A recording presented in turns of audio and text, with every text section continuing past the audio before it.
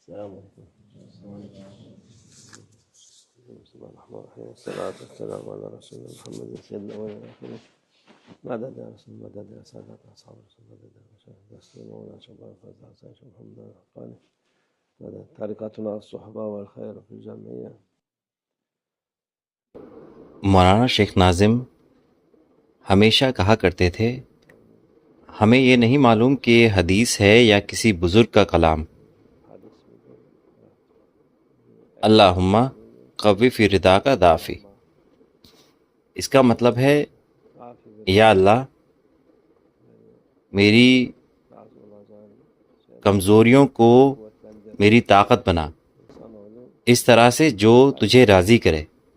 انسان کمزور ہے، لوگ کمزور ہیں، ہر چیز میں کمزور ہیں، ہر طرح سے کمزور ہیں۔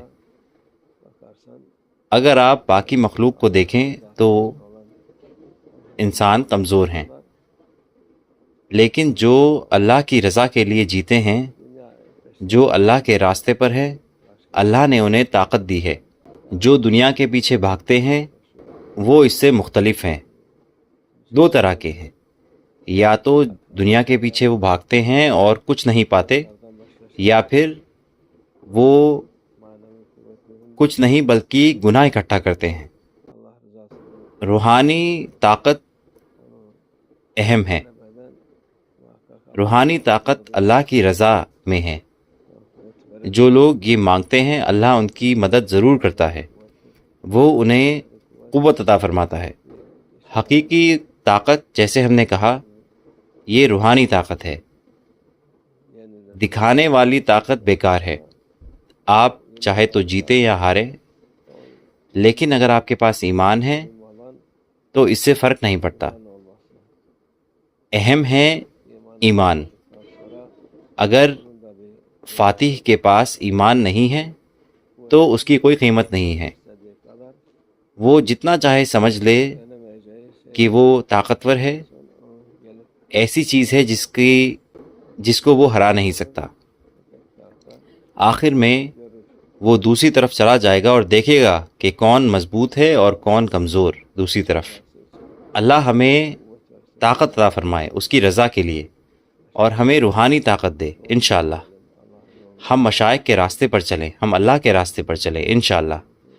ہم اپنے ایمان کی حفاظت کریں اور وہ لوگوں کو ایمان عطا فرمائے۔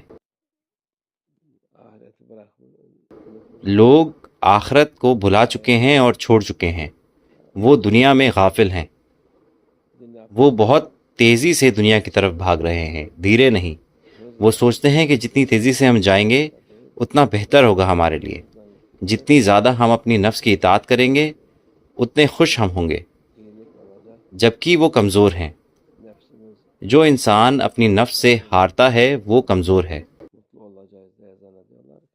جیتنے والا اپنی نفس سے وہ مضبوط ہے۔ اس لیے ہم اللہ عز و جل سے طاقت مانگتے ہیں کہ ہم اپنی نفس کو ہرا سکیں انشاءاللہ۔